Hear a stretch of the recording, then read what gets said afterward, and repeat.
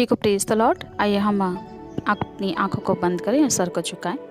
महान जीवित सामर्थ्य परमेश्वर यहोवा पिता एक बार फिर से आपके पास आते राजा यीशु के नाम को लेकर। पिता, मैं निवेदन करती हूँ आपके जन होने के नाते कि जितने भी इस वीडियो को सुने और समझे उनके हृदय खुल जाए, ताकि वो आपके हृदय की बातों को समझ सकें। बुद्धि और ज्ञान से जो स्वर्ग से आती है परिपूर्ण करिएगा और आपके हृदय के निकट रहने वाले होने पाए। राजा यीशु के नाम से मांगते, आमीन आमीन। मेरे प्रियो, यहाँ पर मैं 2 वचन को लूँगी आप लोगों के समक्ष में, जो कि पाया जाता है मत्ती रचित सुसमाचार और उसका जो है 20 अध्याय और उसका 1 वचन, जहाँ पर इस तरह से लिखा हुआ है, स्वर्ग का राज्य उस स्वामी के समान है जो सुबह इसलिए निकला कि मजदूरों को अपने दाख की बारी में काम करने के लिए लगाए। और दूसरा वचन पाया जाता है मत्ती रचित सुसमाचार के 9 अध्याय और उसके जो है वो 37 और 38 पद में, जहाँ पर इस तरह से लिखा हुआ है, तब उसने अपने चेलों से कहा, पकी फसल तो बहुत है परंतु मजदूर थोड़े हैं, इसलिए फसल के स्वामी से विनती करो कि वह फसल काटने के लिए मजदूर भेज दे। आमीन, हालेलुया। मेरे प्रियो, इस वचन के अनुसार मैं भी निवेदन करती हूँ पिता से कि प्रभु मजदूरों को भेजे, जो कि आज भी मजदूरों की कमी है। तो आगे हम देखते हैं कि इन वचनों को पढ़ने के बाद यहाँ पर एक प्रश्न आता है कि मजदूर कौन है। और वहीं दूसरी तरफ प्रभु यीशु मसीह ने प्रार्थना करने कहा कि खेत तो पक चुके हैं और मजदूर थोड़े ही हैं, पिता से कहो कि वह मजदूर को भेजे। यहाँ पर भी वही प्रश्न आता है मेरे प्रियो कि मजदूर कौन है, किसे भेजने को कहा जा रहा है। मेरे प्रियो, यहाँ पर ज्ञात होता है कि मजदूर एक चुना गया व्यक्ति होता है और जिसे जिम्मेदारी देने के लिए नियुक्त किया गया होता है, क्योंकि मसीह ने यूहन्ना रचित सुसमाचार में कहा है कि जब तक स्वर्ग से न दिया जाए तब तक वह कुछ भी नहीं प्राप्त कर सकता। फिर आगे प्रभु यीशु मसीह कहते हैं कि तुमने मुझे नहीं परंतु मैंने तुम्हें चुना है। यूहन्ना रचित सुसमाचार के 15 अध्याय उसके 16 वचन पे यह बात लिखी हुई है। तो इन वचनों से हमें मालूम होता है कि हम मनुष्य जाति परमेश्वर के लिए चुने गए या नियुक्त किए गए हैं, परंतु क्या हम में मजदूरी करने की योग्यता है? और अभी केवल यही मालूम पड़ता है कि चुने गए हैं, परंतु अभी जिम्मेदारी नहीं मिली है। तो जिम्मेदारी किसे मिलती है? आइए हम एक और वचन या आज्ञा को देखते हैं, जिससे आपको बात स्पष्ट हो जाएगी। ये मत्ती रचित सुसमाचार 28 अध्याय उसका 19 से लेकर 20 वचन तक, जाओ और सब जातियों के लोगों को चेले बनाओ तथा उन्हें पिता और पुत्र और पवित्र आत्मा के नाम से बपतिस्मा दो, और जो जो आत्माएं मैंने तुम्हें दी है उनका पालन करना सिखाओ। इन वचनों के आधार पर मजदूर 2 श्रेणी के होते हैं। पहला यह कि सभी मजदूर हैं जिन्होंने प्रभु यीशु मसीह पर विश्वास किया और उद्धार पाया, साथ ही पूर्ण रीति से मसीह में स्थिरता का जीवन भी जी रहे हैं। उन्हें प्रभु की आज्ञा के अनुसार सुसमाचार सुनाने की सामान्य जिम्मेदारी दी गई है मेरे प्रियो, और यह प्रथम श्रेणी के मजदूर होते हैं। मसीह ने इन्हें विशेषता भेड़ की संज्ञा भी दी है। यह केवल ऊपरी तरह से सुसमाचार और अपने जीवन की गवाही बताकर मजदूर की जिम्मेदारी वहन करते हैं और अपने समान लोगों को कलीसिया में लाने का काम करते हैं। यदि यह मजदूर जो प्रथम श्रेणी के हैं अपने विश्वास में कमजोर पाए गए, तो बहुतों को वापस अंधकार में ले जाने की भी सामर्थ्य रखते हैं। इन्हें विश्वास की ऊपरी सतह पर रहना पसंद होता है, जो केवल फायदे की बात पर निर्भर होती है। उनका फायदा होगा तो ही वो जिम्मेदार होंगे। अगर थोड़ी ज्यादा जिम्मेदारियों का बोझ इन पर डाला जाता है तो बगावत पर ये लोग उतर आते हैं, और ये बहुत सी कलीसियाओं पे देखने को मिलता है बीते बहुत सालों से, और वर्तमान में बहुत ज्यादा है। यानी एक तरफ इनका उद्देश्य होता है कि स्वर्ग जाना या मसीह के साथ रहना, और दूसरी तरफ यह कि संसार भी नहीं छूटे। इसलिए मसीह ने कहा कि जो हल पर हाथ रखकर पीछे मुड़कर देखता है वह मेरे योग्य नहीं है। ऐसे भेड़ों के विषय में प्रभु यीशु मसीह ने दर्शन देकर बताया था कि आपने पिछली वीडियो में देखा और सुना है। इस दर्शन के विषय में मैंने पहले ही बताया हुआ है। और यह मजदूरों की वह श्रेणी होती है जो मसीह के आने के बाद बलिदान और संघर्ष का जीवन और मसीह के लिए त्याग करने के लिए रेडी नहीं होते मेरे प्रियो, परंतु अपनी मजदूरी स्वयं निर्धारित करते हैं। स्वयं की मजदूरी निर्धारित करने वाले मजदूर बहुत जल्द ही किसी के भी बहकावे में आ जाते हैं, क्योंकि इनका मकसद स्वार्थ होता है और अपने स्वयं के लाभ की बातें। इसलिए यह कारण होता है कि यह जल्दी ही बहकावे में आ जाते हैं। इनके अंदर में परख की आत्मा की कमी होती है और अपनी भेड़शाला को छोड़ने के लिए भी ये हिचकिचाते नहीं हैं और ये केवल मसीह के लहू तक ही सीमित रहने की इच्छा रखते हैं। हालेलुया। और मत्ती रचित सुसमाचार के 1 अध्याय में जिन मजदूरों ने अपनी मजदूरी स्वयं निर्धारित की, उनके साथ स्वामी ने भी उनकी निर्धारित मजदूरी के आधार पर व्यवहार किया था, आपने पढ़ा होगा। मसीह के इन अंतिम युग में ऐसे मजदूरों से उम्मीद तो है, मतलब मसीह को उम्मीद तो है इनसे, परंतु कितनी है यह नहीं कहा जा सकता। प्रिय, आगे हम देखते हैं दूसरी श्रेणी के मजदूरों को। मुख्यतः दोनों वचन इन्हीं दूसरी श्रेणी के मजदूरों की ओर इशारा करती है, जिन्हें प्रभु यीशु मसीह या स्वामी ने बुलाया तो, परंतु उन्होंने अपनी मजदूरी स्वयं तय नहीं की, परंतु स्वामी ने तय की है। जिस तरह से एक सांसारिक मजदूर कभी घर बनाने के लिए ईंट ढोता तो है और जरूरत पड़ने पर सिर के ऊपर मलबा भी उठा लेता है, और कभी छत ढालने के लिए गिट्टी सीमेंट भी मिलाकर देता है, तो कभी अपनी पीठ पर बोझा भी ढो लेता है। परमेश्वर के राज्य की बढ़ोतरी और अंतिम बेदारी के लिए ऐसे ही मजदूरों की जरूरत है मेरे प्रियो। दूसरी श्रेणी के मजदूरों के लिए ही मसीह का वचन कहता है कि तुमने मुझे नहीं चुना परंतु मैंने तुम्हें चुना है। प्रियो, जब मसीह द्वारा मजदूर का चुनाव होता है तो वह उसे बेडौल मिट्टी के पात्र को परिस्थिति उत्पन्न कर कूट कर चूरा करते हैं, और ताकि कुछ काम पे वह लाया जा सके।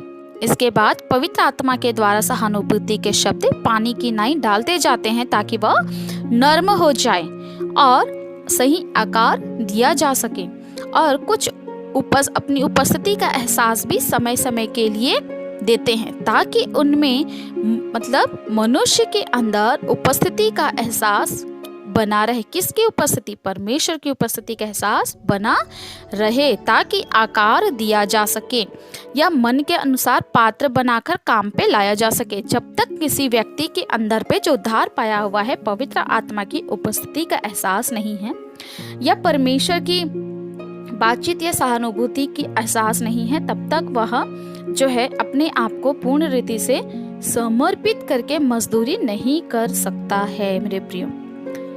अन्यथा वह मजदूरी तो करेगा परंतु अपनी मजदूरी स्वयं निर्धारित करेगा, और यह गलत है। जब विपरीत परिस्थिति में सोने की तरह ताया गया व्यक्ति जब परमेश्वर के द्वारा दिए गए अनुभवों से भरा हुआ निकलता है, तब वह जिम्मेदारी लेने और देने के योग्य बनता है, और यही मजदूर की क्वालिटी होती है। इसलिए प्रभु यीशु मसीह एक बहुत अच्छी बात कहे, जो अपने माता पिता या भाई बहन को मुझसे बढ़कर जाने वह मेरे योग्य नहीं है, और जो हल पे हाथ रख के पीछे पलट कर देखता है वह भी मेरे योग्य नहीं है। प्रियो, यहाँ मजदूर परमेश्वर के राज्य की नींव होते हैं, और कलीसिया की नींव और छत भी यही होते हैं, जिन्हें हम प्रेरित और भविष्यद्वक्ता के रूप में जानते हैं। इन मजदूरों की सबसे बड़ी विशेषता यह होती है कि यह स्वामी के खेत या उनकी फसल या उनकी संपत्ति की रखवाली प्राण देने तक विश्वास योग्य रहकर करते हैं। कोई आज है जो प्राण देने तक विश्वास योग्य रहे? सोचिएगा जरा। और स्वर्ग का परमेश्वर इन पर भरोसा करते हैं, जिन्हें परमेश्वर पिता ने बुलाया हो, और वह अपनी बुलाहट को तुच्छ जाने तो वह परमेश्वर की दृष्टि में क्या होगा? दोबारा भरोसे के लायक नहीं रह पाता है। भले ही परमेश्वर उसे अपने राज्य में इस्तेमाल करे, परंतु भरोसे के लायक नहीं ठहराया जाएगा। प्रियो, आज बहुत से ऐसे वर्तमान में मजदूर पाए जाते हैं जो परमेश्वर के राज्य के लिए कार्य तो करते हैं, परंतु परमेश्वर पिता जो है उन पर भरोसा नहीं करते। बहुत कम ही मजदूर हैं जो फिंगर टिप में, परमेश्वर के फिंगर टिप में पाए जाएंगे, जिन पर प्रभु क्या कर रहे हैं, हमारे पिता जो हैं वो भरोसा करते हैं। तो हमें मजदूरी जब अगर करनी है तो भरोसे के लायक सबसे पहले बनना है। और दाऊद की तरह हमें यही प्रार्थना करना है कि प्रभु मुझे ऐसा बना दीजिए, पवित्र आत्मा ऐसा बना दीजिए ताकि मेरा पिता जो है वो मुझ पर भरोसा कर सके। चुने हुए मजदूरों की खासियत यह होती है मेरे प्रियो कि वे स्वामी के लिए कार्य करते हुए अपने स्वामी के दिल के करीब पहुंच जाते हैं। मतलब स्वामी यह चाहता है कि मजदूर उसके दिल की सुने, समझे और कार्य करे। कार्य करने में उसे सलाह दे, किसे? स्वामी को भी सलाह दे और खुद भी प्रयास करे और स्वामी से सलाह भी ले। स्वामी को इससे खुशी होती है, जैसे मूसा, दाऊद, अब्राहम किया करते थे। बाइबल में और भी बहुत से परमेश्वर के दास और दासी जो परमेश्वर से सलाह लिया करते थे और प्रभु को सलाह दिया भी करते थे। क्यों? क्योंकि वे परमेश्वर के दिल के करीब हुआ करते थे। चुने हुए मजदूर आते तो अपनी मर्जी से हैं, परंतु काम और उनका जाना दोनों ही परमेश्वर पिता की मर्जी से होता है। जैसे पतरस मसीह के पास आया तो अपनी मर्जी से था। मसीह ने तो केवल पतरस को जाल डालने के लिए निर्देश दिया था। पतरस को प्रभु यीशु मसीह ने जो है पर्टिकुलर एकदम बुलाया नहीं था, आज्ञा दिया था। और आज्ञा को मानने के कारण पतरस मसीह यीशु की तरफ अट्रैक्ट होता चला गया और अभी सेवा भी नहीं सौंपा था। प्रभु यीशु मसीह ने ठीक समय आने पर जब पतरस जो है वह अपने स्वामी के दिल के करीब पहुंचने जब लगा, तब परमेश्वर प्रभु यीशु मसीह ने कहा कि मेरी भेड़ों को चरा। और यह आज्ञा देने से भी पहले मसीह यीशु ने प्रश्न किया, पतरस क्या तू मुझसे प्रेम करता है? मतलब परमेश्वर पिता के प्रभु यीशु मसीह के दिल के करीब पतरस पहुंच चुका था। ये मजदूर परमेश्वर पवित्र आत्मा के दिशा निर्देश में अपनी सेवकाई और जीवन को व्यतीत करते हैं और तभी परमेश्वर यहोवा पिता इनके एक आंसू और घुटने टेकने पर भी इनकी सहायता करने, युद्ध लड़ने और यहोवा यिरे बनने के लिए आ खड़े होते हैं मेरे प्रियम। और वचन में कहा भी गया है कि जो कोई तुम्हें छूता है वह मेरी आंख की पुतली को छूता है। और फिर परमेश्वर पिता कहते हैं कि मेरे अभिषिक्तों को, मतलब चुने हुए को, मतलब मजदूरों को कोई हानि ना पहुंचाओ। चुने हुए मजदूरों को प्रियो अपने सम्मान की चिंता नहीं, परंतु स्वामी के सम्मान की चिंता होती है। आज संसार पे बहुत से ऐसे मजदूर निकले जिन्हें अपने सम्मान की चिंता होती है। एक व्यक्ति बार बार अपमानित होगा, परंतु परमेश्वर ने उसका भी लिमिट रखा है। और जिस दिन वह लिमिट जो है क्रॉस होता है, मतलब घुटने पे आता है कि प्रभु अब बहुत हो चुका, तो परमेश्वर जो स्वामी हैं वो उठ खड़े होते हैं अपने मजदूर के प्रति, अपने मजदूर के तरफ युद्ध लड़ने के लिए और मुकदमा लड़ने के लिए। प्रियो, अपनी मजदूरी का पहला भाग परमेश्वर को समर्पित करते हैं ऐसे चुने हुए लोग, मतलब मजदूर। संसार में मजदूर को किसी विशेष जगह का काम दिया जाता है और जब तक वो उस जगह के काम को पूरा नहीं कर लेता तब तक दूसरी जगह नहीं जा सकता। परंतु आज बहुत से ऐसे मजदूर हैं जिन्हें परमिशन नहीं मिलती, फिर भी से वे दूसरे के जगह पर जाकर अपने कार्य को करते हैं। मतलब दूसरे के नींव पे अपने घर को खड़े कर लेते हैं, भरमा कर या झूठी शिक्षा के जरिए या चिन्ह चमत्कार के जरिए। बेशक चिन्ह चमत्कार जो है मसीह यीशु के पास आने का एक जरिया है, पर उसके आगे बढ़ने का काम भी स्पष्ट होना चाहिए। बाइबल कहीं पर भी यह हमें परमिशन नहीं देती कि हम, अगर कोई हमें इनवाइट किया है तो हम वहां पर के लोगों का नंबर लें और उसके अलावा पे फिर हम उनको पर्सनल कांटेक्ट करने पाएं। तो जो है ये आत्मिक रूप से भी फॉलो होता है मेरे प्रियो। परंतु प्रभु यीशु मसीह ने यह क्यों कहा कि पिता से प्रार्थना करो कि वह मजदूर को भेजे? प्रियो, इसका अर्थ यह है कि वचन का प्रकाशन और भेदों को जानने वालों की संख्या बढ़ रही थी और है भी। मसीह यीशु ये जानते थे कि आज इस समय में कम है, परंतु मेरे स्वर्गारोहण के बाद आने वाले भविष्य में जो है बहुत लोग वचन के भूखे और प्यासे होंगे। इसलिए मसीह यीशु ने अपने चेलों को कहा था कि पिता से प्रार्थना करो कि वह मजदूरों को भेजे। वचन के अनुसार पे मसीह यीशु ने गहराई को जानने वालों और उनके उद्धार पाने वालों की लालसा बढ़ने लगी थी, क्योंकि उन्हें शांति चाहिए थी और पापों के बोझ से आजादी। अब इन सारी बातों को प्रभु यीशु मसीह ने जान लिया था और इस आज़ादी के बारे में बताने वालों की कमी थी मेरे प्रियो, क्योंकि वह अपने 12 चेलों और फिर उसके बाद 70 फिर उसके बाद 120 चेलों के जरिए ही काम नहीं कर सकते थे, बल्कि उन्हें और भी पूरे विश्व पे जो है सत्य के सुसमाचार को सुनाने के लिए मजदूरों की आवश्यकता थी। इसलिए हमें अपने प्रार्थना में जो है परमेश्वर पिता से सच्चे और ईमानदार मजदूरों को मांगना है। जो परमेश्वर के प्रति विश्वास योग्य और ईमानदार होता है वह आपके प्रति भी रहेगा। आमीन, हालेलुया। मसीह यीशु के समय भी, क्योंकि उन्होंने उस समय के याजकों और अपने बनाए नियमों को ही पाप मुक्ति का रास्ता माना था, न कि स्वर्गीय पिता और उनके बेटे और उनकी योजना प्रभु यीशु मसीह पर विश्वास करना और पश्चाताप करना। इसे उन्होंने पाप मुक्ति का या क्षमा मुक्ति का रास्ता नहीं माना था, परंतु अपने ही नियम को माना था उन्होंने। और जब मसीह यीशु ने मजदूरों को चौराहों से बुलाया या चौकों से बुलाया, तो इसका मतलब यह है कि संसार और चारों ओर से घिरी हुई विपरीत परिस्थिति से बाहर निकाला। बुलाना मतलब बाहर निकालना, अंधकार की बातों से, विपरीत परिस्थिति से उन्हें अपने शांति से भरा मसीह यीशु ने और स्वर्गीय अधिकार देकर, सम्मान देकर जिम्मेदारी सौंपी। तो कुछ समय ही सही कार्य करने और स्वामी के हृदय के करीब रहने के बाद अपने कार्य और चुने हुए को तुच्छ जानने लगे, है ना। जब परमेश्वर पिता ने अपने वचन के मुताबिक जो है लोगों को कार्य सौंपा, और तो वे लोग क्या करने लगे, मतलब घमंड आ जाने के कारण पे वे लोग अपने बुलाहट को, अपने चुने जाने को, मजदूर बनाए जाने को तुच्छ समझने लगे और उनमें घमंड समा गए, जो आज भी हो रहा है। इन्होंने इस बात को भुला दिया कि वे किस दशा में पाए जाते थे और कैसे बुलाए गए। ये लोग जो हैं, ये मजदूर जो लोग हैं वर्तमान में, जो बीते कई सालों से पाए जा रहे हैं, ये दाऊद की आशीष की बातें तो करते हैं, परंतु दाऊद के समान राजा बनने से पहले दाऊद की बात को याद नहीं रखते और न ही फॉलो करते हैं। जबकि दाऊद अपनी मृत्यु तक कभी नहीं भूला कि वह एक चरवाहा था और भेड़ बकरी चराया करता था। वो जो भेड़ बकरी भी थी वो उसकी नहीं थी, फिर भी परमेश्वर ने उसे अपनी चुनी हुई जाति का राजा ठहराया। इस बात को मृत्यु तक जो दाऊद ने भूला नहीं था। आज बहुतेरे मजदूर जो है भूल जाते हैं कि वो किस दशा से उठाए गए और कहां से आए थे, और उनमें फिर अंधकार की शक्तियां घमंड के रूप में आकर कार्य करने लगती हैं और सिर्फ वे फिर एक साधारण रह जाते, भले उनके जरिए बहुत बड़े बड़े काम क्यों ना हो, पर परमेश्वर के दिल के करीब आने में उन्हें बहुत समय लग जाता है।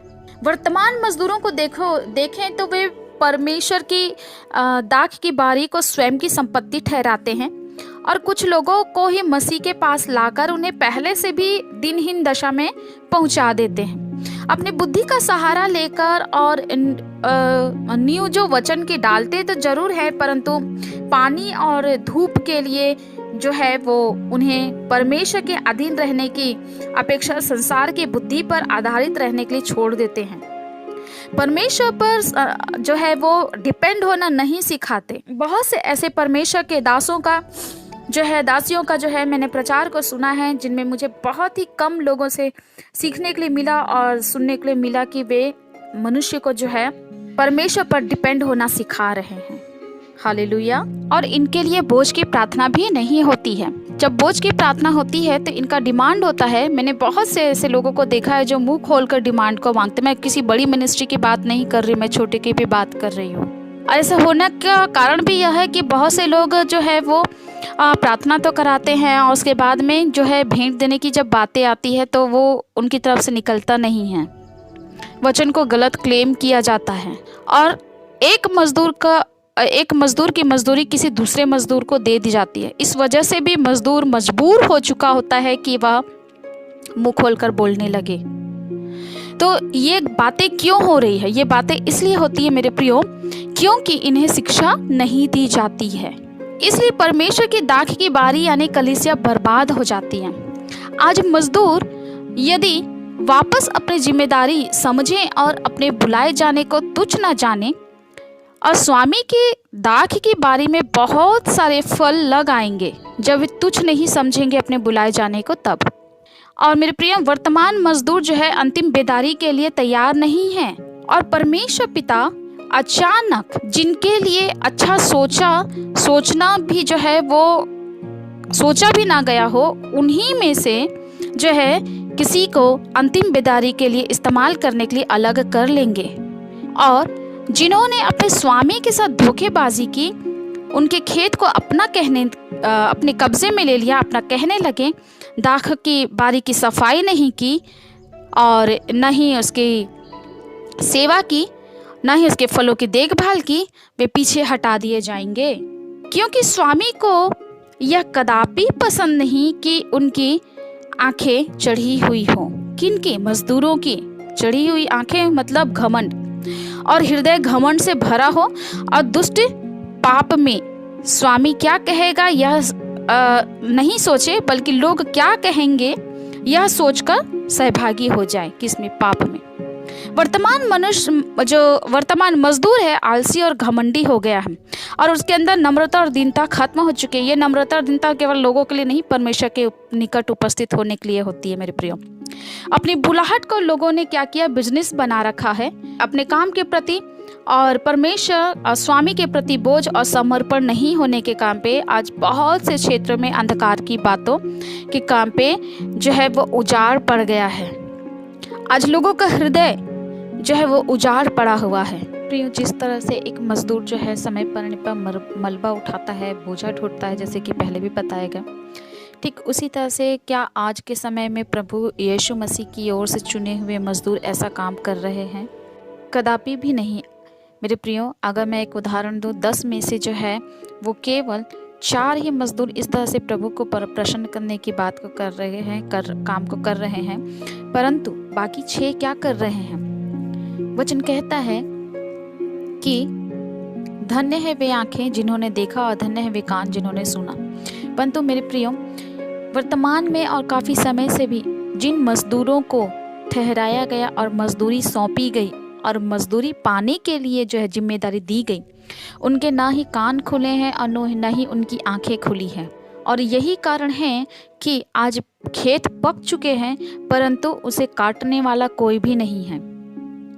बहुत कम लोग हैं काटने वाले, क्योंकि इनकी आंखें आत्मिक रूप से खुली हुई नहीं है। इसलिए सांसारिक रूप से जो है वे दूसरों की भेड़ों की ओर, जिसे परमेश्वर ने किसी और को सौंपा है, उनकी ओर उनकी निगाहें लगी रहती हैं। मत्ती रचित सुसमाचार के 9 अध्याय के हम थोड़ा सा 36 वचन को अगर हम पढ़ेंगे तो वहाँ पर प्रभु यीशु मसीह जो है वो भीड़ को देखकर तरस खाते हैं, और क्योंकि वो जो लोग थे वो भेड़ों की तरह पीड़ित और उदास थे, जिनका कोई चरवाहा न था। वो इस तरह से पीड़ित थे वहाँ पर लोग, इस तरह से वचन वहाँ पर बताता है।